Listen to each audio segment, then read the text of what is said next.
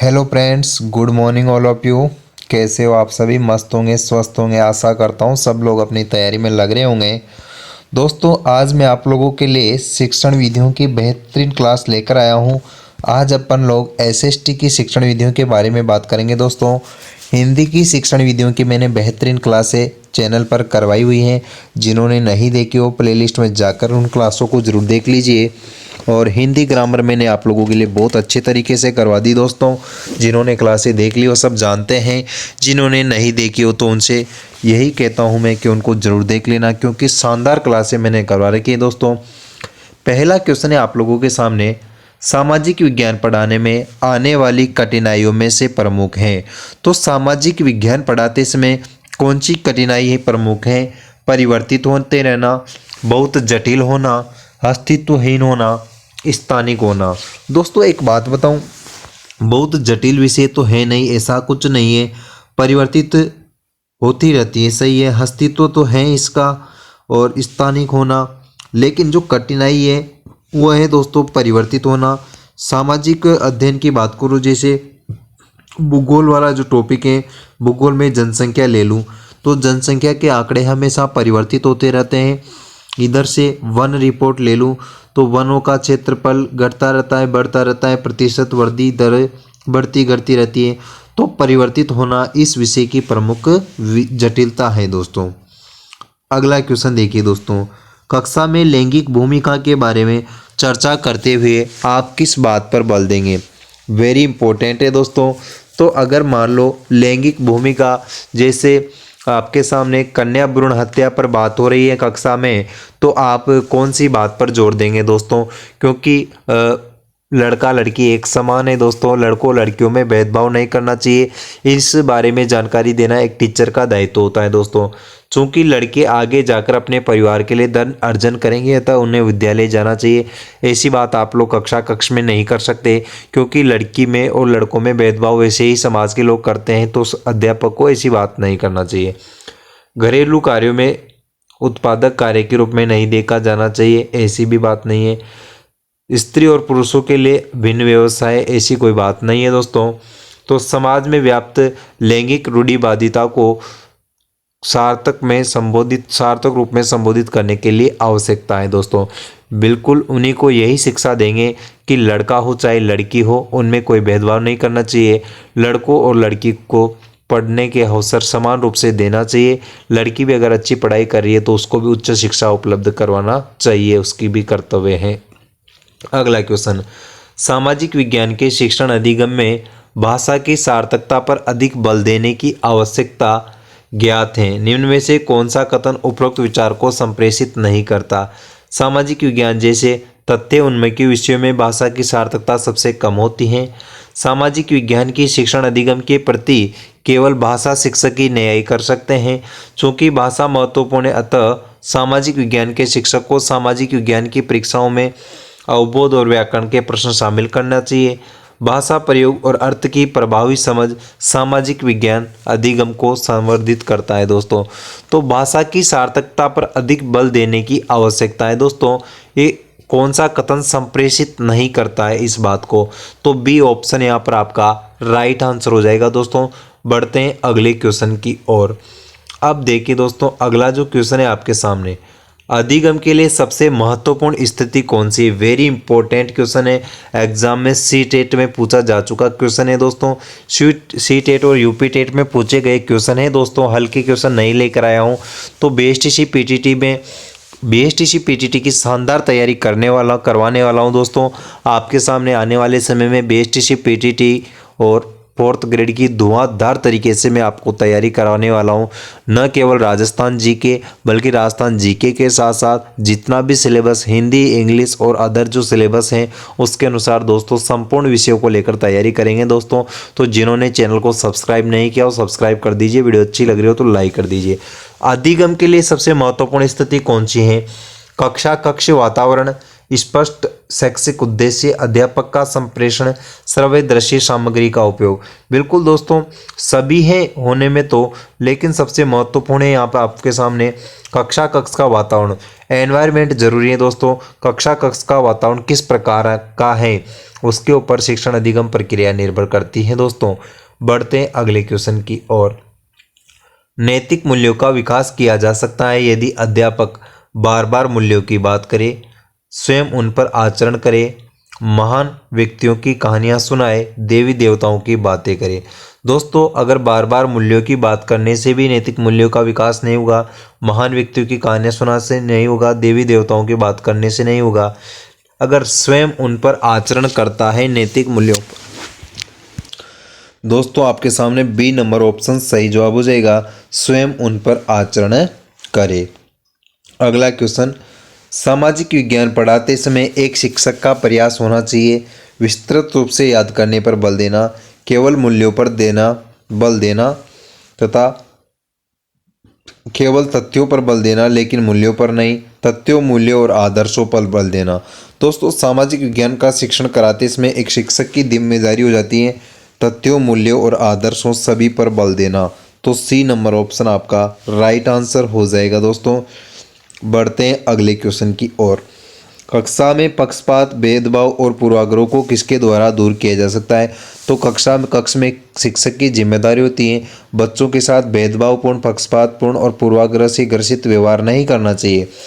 मानवता पर एक व्याख्यान का आयोजन करके, संविधान के आमुख को प्रदान करके, उनकी बातों पर ध्यान न देकर, क्योंकि बच्चे एक न एक दिन अपने आप इन्हें छोड़ देंगे, सामाजिक वास्तविकताओं के विभिन्न आयामों के बारे में परिचर्चा करके। तो दोस्तों, सामाजिक वास्तविकताओं के बारे में एक आयाम पर परिचर्चा करके इनको पूर्वाग्रहों, भेदभावों, पक्षपात से छुटकारा पाया जा सकता है दोस्तों। अगला क्वेश्चन देखिए दोस्तों, आपके सामने है, विद्यार्थियों को लैंगिक मुद्दों तथा लैंगिक भेदभाव में सामाजिकरण की भूमिका के प्रति संवेदनशील बनाने के लिए स्कूलों में निम्नलिखित में से क्या करना चाहिए? अध्यापकों केस अध्ययन के लिए कहना चाहिए और उनके अच्छे उदाहरण मांगने चाहिए। ऐसे नियम बनाने चाहिए जिसे लड़के लड़कियों के साथ भेदभाव का व्यवहार नहीं करना चाहिए। टीम को प्रोत्साहित करना चाहिए। प्रख्यात और विद्वान वक्ताओं को आमंत्रित करके लैंगिक संवेदनशीलता पर सेमिनार आयोजित करवाना चाहिए दोस्तों। तो दोस्तों, आपके सामने ये राइट आंसर हो जाएगा इसका। ऐसे नियम बनाने चाहिए जिसे लड़के लड़कियों के साथ भेदभाव का व्यवहार नहीं कर सके दोस्तों। बी नंबर ऑप्शन आपका राइट आंसर हो जाएगा दोस्तों। बढ़ते हैं अगले क्वेश्चन की ओर। वीडियो अच्छा लग रहा हो तो लाइक कर दीजिए, दोस्तों के साथ शेयर कर दीजिए। निम्नलिखित में से कौन से शिक्षार्थी की सांस्कृतिक पूंजी बनाते हैं? तो शिक्षार्थी की सांस्कृतिक पूंजी बनाते हैं मौद्रिक वित्तीय संसाधन, शिक्षार्थी के द्वारा इस्तेमाल हेतु उपलब्ध इलेक्ट्रॉनिक उपकरण, परिवार की शैक्षिक पृष्ठभूमि, स्थानों की संख्या जिनका शिक्षार्थी ने भ्रमण किया है। तो सांस्कृतिक पूंजी बनाते हैं दोस्तों परिवार की शैक्षिक भूमि या फिर मौद्रिक वित्तीय संसाधन। राइट आंसर हो जाएगा ए नंबर ऑप्शन। अगला क्वेश्चन, सामाजिक अध्ययन शिक्षण का मुख्य उद्देश्य छात्रों में निम्नलिखित भावना का विकास करना है। राष्ट्रीयता की भावना का, प्रांतीयता की भावना का, स्थान विशेष की भावना का, जातीयता की भावना का। तो सामाजिक विज्ञान का अध्ययन कर रहा है तो बालक में या छात्र में राष्ट्रीयता की भावना जागृत की जा सकती है दोस्तों। ए नंबर ऑप्शन आपका सही जवाब हो जाएगा दोस्तों। अगला क्वेश्चन देखिए, राष्ट्रीय आधार समूह 2006 के अनुसार सामाजिक विज्ञान का शिक्षण अपनी लोकप्रियता खो रहा है। यह अत्यधिक वैज्ञानिक दृष्टिकोण पर बल देता है। यह मानवीय मूल्यों में अंतर विरोध की कई स्थितियां प्रस्तुत करता है। यह एक अनुपयोगी विषय के रूप में जाना जाता है। यह एक विषय के अध्ययन को प्रोत्साहित करता है दोस्तों। इसका राइट आंसर हो जाएगा बी नंबर ऑप्शन। यह मानवीय मूल्यों को अंतर्रोध की कई स्थितियां प्रस्तुत करता है दोस्तों। बी नंबर ऑप्शन सही जवाब हो जाएगा दोस्तों। बढ़ते हैं अगले क्वेश्चन की ओर। ये देखिए अगला क्वेश्चन, एक शिक्षक अनुभव करता है कि उच्च प्राथमिक स्तर पर विषय का भार बहुत है। निम्नलिखित में से सबसे अच्छे उपागम का सुझाव दीजिए जो इस समस्या का समाधान करे। एक शिक्षक अनुभव करता है कि उच्च प्राथमिक स्तर पर विषय का भार बहुत है। उच्च प्राथमिक स्तर की बात करूँ दोस्तों तो कक्षा 8 से 12 की बात है दोस्तों, तो विषय का भार बहुत है, सही बात है। तो इस समस्या का समाधान कौन सा उपागम कर सकता है? ऐसे विषय वस्तुएं विकसित करें जो विषय सीमाओं को पार करके कहीं प्रतियों को सिखा सके। क्रियाकलाप छोड़ दे क्योंकि उनका परीक्षण नहीं देना। प्रत्येक अध्याय से महत्वपूर्ण क्षेत्रों की पहचान कर इन पर नोट्स लिखाए। सारे पाठ्यक्रम को जल्दी जल्दी पढ़ा दे। वेरी इंपॉर्टेंट है दोस्तों, सी नंबर ऑप्शन सही जवाब हो जाएगा। ऐसे ही क्वेश्चन एग्जाम में पूछे जाते हैं दोस्तों। अगर विद्यार्थी पर विषय का भार ज़्यादा है दोस्तों, तो हर लेसन से इम्पोर्टेंट पॉइंट को बच्चों को नोट्स के रूप में लिखवा देना चाहिए। यह एक शिक्षक की भूमिका होती है दोस्तों, ताकि बच्चे पर पढ़ने का ज़्यादा भार भी नहीं पड़े। तो सी नंबर ऑप्शन है राइट आंसर हो जाएगा। एक कक्षा में कुछ आदिम जनजाति के बच्चे भी शामिल हैं तथा इसके कारण उस कक्षा में सांस्कृतिक विविधता का माहौल है। शिक्षक द्वारा इसका प्रभावी ढंग से इस्तेमाल करने हेतु निम्नलिखित में से कौन सा तरीका सबसे उपयुक्त होगा? विद्यार्थियों को अपनी संस्कृति और उनके द्वारा सबसे अधिक मूल्यवान सम्मानित बिंदुओं से जुड़े प्रश्नों पर क्रियात्मक शोध करने के लिए आदिम जनजाति शिल्पकृतियों और पुस्तकों को प्रोत्साहित करके आदिम जनजाति के विद्यार्थियों से कहना कि अपनी जनजाति के बारे में बताए और पढ़ाई जाने वाले प्रकरणों के साथ उसे जोड़ना। स्वतंत्रता आंदोलन में बिरसा मुंडा जैसे स्वतंत्रता सेनानियों की भूमिका को उजागर करना। दोस्तों राइट आंसर हो जाएगा आपके सामने डी नंबर ऑप्शन, क्योंकि आदिम जनजाति आदिवासी थे दोस्तों बिरसा मुंडा, तो उन्होंने अपने जीवन में बहुत सारी स्वतंत्रता सेनानियों ने उन्होंने बहुत आंदोलन में भाग लिया, तो उनका उदाहरण देकर बच्चों को समझाया जा सकता है। राष्ट्रीय स्तर पर सामाजिक विज्ञानों की पुस्तक की निम्नलिखित में से कौन सी सर्वाधिक महत्वपूर्ण विशेषता है? राष्ट्रीय स्तर पर सामाजिक विज्ञान की इसे ऐसा होना चाहिए ताकि सभी सामाजिक समूह उसके साथ संबंधित हो सके। इसे विशेषतः इतिहास में लिखने और किसी विचारधारा विशेष को अनुगमन नहीं करना चाहिए। इससे अधिक लंबी पाठ्यक्रम को याद करने के लिए कठिनाई होती है। स्पष्ट और व्यवस्थित रूप से सूचना उपलब्ध करनी चाहिए ताकि याद करने में मदद कर सके। ऐसा होना चाहिए जैसे सभी, तो राइट आंसर हो जाएगा दोस्तों ए नंबर ऑप्शन, सभी सामाजिक समूह उसके साथ संबंधित हो सके। ए नंबर ऑप्शन आपका सही जवाब हो जाएगा दोस्तों। अगला क्वेश्चन देखिए, ये क्वेश्चन वेरी इंपॉर्टेंट है दोस्तों, रीट में छप सकता है। एसएसटी वाले बच्चों फिर सुन लो, हूबहू क्वेश्चन आने वाला है। सेकंड ग्रेड एसएसटी 2018 में पूछा गया क्वेश्चन है। सीवी गुड के अनुसार निम्न में से कौन सा पाठ्यक्रम का प्रकार नहीं है? दक्षता केंद्रित पाठ्यक्रम, विषय केंद्रित पाठ्यक्रम, अनुभव केंद्रित, सह संबंधित। विषय केंद्रित मतलब सब्जेक्ट सेंटर्ड पाठ्यक्रम, अनुभव केंद्रित भी होता है, सह संबंधित मतलब एक विषय से दूसरा विषय संबंधित होता है दोस्तों। जैसे इतिहास पढ़ा रहा है तो इतिहास को क्लास संस्कृति से जोड़कर टीचर पढ़ा सकता है। हिंदी की व्याकरण में सीखे गए नियम संस्कृत के व्याकरण में काम आते हैं दोस्तों। लेकिन दक्षता केंद्रित पाठ्यक्रम ऐसा कोई पाठ्यक्रम का प्रकार नहीं होता है दोस्तों। जॉन डीवी के अनुसार पढ़ने के लिए दो ध्रुवीय बताए गए हैं, शिक्षा द्विध्रुवीय। एक तो अध्यापक और छात्र बताए हैं जॉन डीवी ने, जबकि रायबर्न के अनुसार छात्र अध्यापक और पाठ्यक्रम को शिक्षा के महत्वपूर्ण ध्रुव बताए। अगला क्वेश्चन, निम्नलिखित में से कौन सा सामाजिक विज्ञान की पाठ्यचर्या निर्माण का सिद्धांत नहीं है? सामाजिक विज्ञान की पाठ्यचर्या निर्माण का सिद्धांत नहीं है। अभिप्रेरणा का सिद्धांत, लचीलेपन का सिद्धांत, सामुदायिक जीवन से संबंध का सिद्धांत, पृथकता का सिद्धांत। दोस्तों पृथकता का सिद्धांत ऐसा कोई सिद्धांत नहीं है दोस्तों, तो डी नंबर ऑप्शन है सही जवाब हो जाएगा। अभिप्रेरणा का सिद्धांत है, लचीलेपन का भी है, सामुदायिक जीवन का भी है दोस्तों। बढ़ते हैं अगले क्वेश्चन की ओर। अब अगला क्वेश्चन, राष्ट्रीय पाठ्यचर्या की रूपरेखा राष्ट्रीय पाठ्यचर्या रूपरेखा 2005 के अनुसार सामाजिक विज्ञान का शिक्षक कक्षा में करता है। वेरी इंपॉर्टेंट, एनसीएफ 2005 आपके सिलेबस में है। तो एनसीएफ 2005 के अनुसार एक शिक्षक की भूमिका क्या होती है? सुगमकर्ता की, वाचक की, तानाशाह की या मित्र की? दोस्तों वेरी इंपॉर्टेंट है दोस्तों, एक शिक्षक की भूमिका सुगम करदाता या सुविधा प्रदाता की, मार्गदर्शक की भूमिका होती है एनसीएफ 2005 के अनुसार। अगला क्वेश्चन, शिक्षा के क्षेत्र में क्रियात्मक अनुसंधान करने का श्रेय किसे दिया जाता है? दोस्तों वेरी इंपॉर्टेंट है। यह क्वेश्चन इस प्रकार से पूछा जाएगा, अभिक्रमित अनुदेशन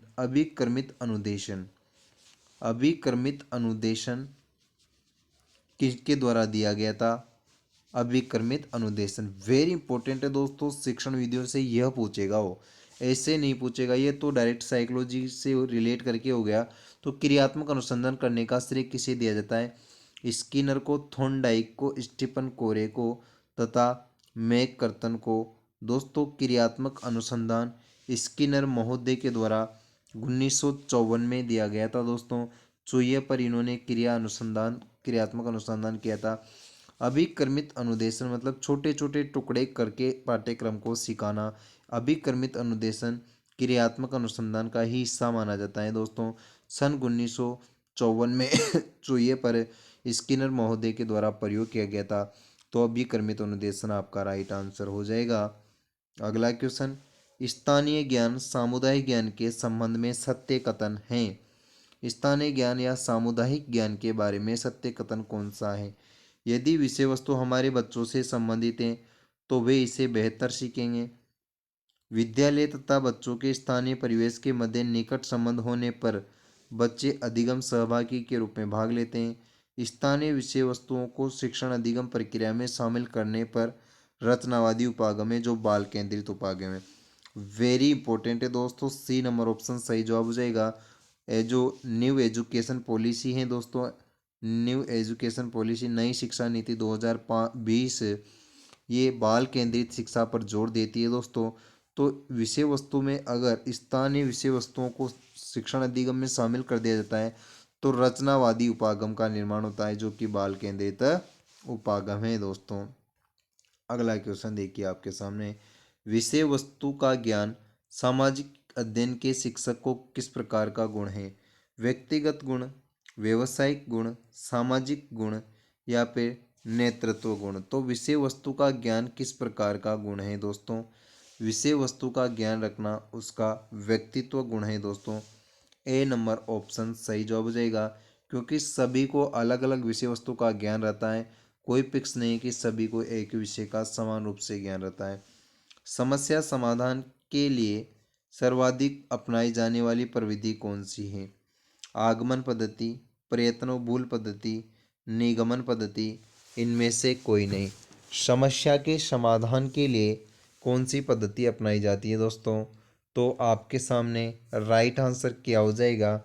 इनमें से कोई नहीं है, समस्या समाधान विधि ही अपनाई जाती है। तो राइट आंसर डी ऑप्शन। अब मैं आपको बताऊं कि आगमन विधि क्या होती है। आगमन विधि होती है दोस्तों उदाहरण से नियम की ओर, जिसमें बहुत सारे उदाहरण पहले बता दिए जाते हैं, फिर उनसे नियम बनाया जाता है दोस्तों। और एक होती है निगमन विधि, ये होती है नियम से उदाहरण की ओर। जैसे आपके संधि चलती है, संधि के अनेक सारे नियम पहले बच्चों को बता दिए जाते हैं कि दीर्घ संधि में अ प्लस अ मिलकर आ हो जाता है, अ प्लस ई मिलकर ए हो जाता है गुण संधि में। जैसे गुण प्लस ईस गणेश, रमा प्लस ईस रमेश, विद्या प्लस आले विद्यालय। तो नियम से उदाहरण की ओर। अब नियम तो हो गया सामान्य, उदाहरण हो गया विशिष्ट। तो सामान्य से विशिष्ट की ओर चलने वाला है, और आपके सामने उदाहरण से नियम की ओर आगमन विधि चलती है दोस्तों। वेरी इंपॉर्टेंट है दोनों विधियाँ। आगमन विधि निगमन विधि शानदार हैं, एक दूसरे के विपरीत हैं दोस्तों। अधिगम की क्षमता किस कारक पर निर्भर करती है? अधिगम की क्षमता किस कारक पर निर्भर करती है? सीखने वाला स्वयं, अधिगम विधियाँ, अधिगम सामग्री या फिर उपयुक्त सभी। तो सीखने की जो प्रक्रिया है इन सभी पर डिपेंड करती हैं दोस्तों। डी नंबर ऑप्शन आपका राइट आंसर हो जाएगा। साथियों आप लोग चैनल को सब्सक्राइब कर लीजिए दोस्तों, आप चैनल पर नए हो तो और वीडियो को लाइक कर दिया करो। निम्नलिखित में से कौन सा कारक कक्षा कक्ष के शाब्दिक संप्रेषण में बाधा डालता है? तो कक्षा कक्ष के शाब्दिक संप्रेषण में बाधा डालता है वाणी की प्रत्यास्थता, परों की सतर्कता, उच्चारण की अनभिज्ञता या फिर तत्कालिक पृष्ठपोषण। वेरी इंपॉर्टेंट है दोस्तों, बी नंबर ऑप्शन सही जवाब हो जाएगा, उच्चारण की अनभिज्ञता। अगर टीचर के द्वारा विषय वस्तु का उच्चारण ही सही ढंग से नहीं किया जा रहा है तो बच्चा गलत ही सुनेगा और गलत ही पढ़ पाएगा और गलत ही अपनी बुक में लिख लेगा दोस्तों। तो पढ़ने के 4 क्वेश्चन है LSRW, चारों का क्रम भी यही है, आप लोगों को ध्यान होना चाहिए। जबकि मारिया मोंटेसरी कहती हैं कि बच्चा पढ़ना बाद में सीखता है, पहले लिखना सीख जाता है। तो उनके अनुसार कौशलों का क्रम है LSWR। जबकि मनोविज्ञान के अनुसार जो क्रम है यही है लिसनिंग, मतलब सुनना, बोलना, पढ़ना और लिखना। ये क्रम से क्वेश्चन हर बार एक क्वेश्चन पूछना तय है, पूछा जाता है दोस्तों। बढ़ते हैं अगले क्वेश्चन की ओर। अध्यापक प्राय किन छात्रों को ध्यान में रखकर अपने शिक्षण कार्य को संपादित करता है? तो दोस्तों कक्षा में जो आपके सामने एक बात बताऊं, बुद्धि लब्धि की बात आती है आपके शिक्षा मनोविज्ञान में।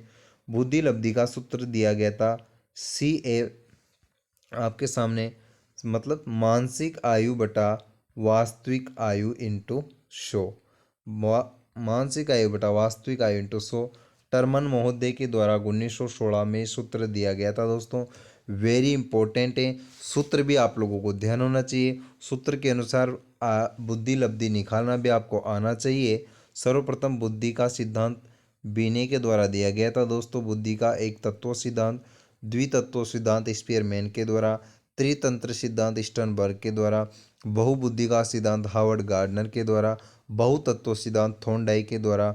थॉर्नडाइक के अनुसार बहुतत्व सिद्धांत में बुद्धि को बालू रेत के ढेर के समान बताया गया है दोस्तों। अब यहाँ पर क्वेश्चन क्या आया था दोस्तों, अध्यापक प्राय किन छात्रों को ध्यान में रखकर अपने शिक्षण को संपादित करता है? मंदबुद्धि, प्रतिभाशाली, औसत छात्र या जड़ छात्र? दोस्तों प्रतिभाशाली होते हैं जिनका IQ 140 से ऊपर होता है। तो अध्यापक की उत्तरदायित्व होता है औसत बालकों का IQ लेवल, औसत बालकों को देखकर शिक्षण कार्य कक्षा में करवाया जाता है। क्योंकि औसत बालकों को अगर देखकर शिक्षण कार्य करवाया जाएगा तो न तो मंदबुद्धि बालकों को प्रॉब्लम होगी, न उच्च स्तरीय बालकों को समस्या होगी दोस्तों। तो C नंबर ऑप्शन सही जवाब हो जाएगा दोस्तों। वीडियो अच्छी लगी हो तो लाइक कीजिए, दोस्तों के साथ शेयर कर दीजिए दोस्तों। Thank you.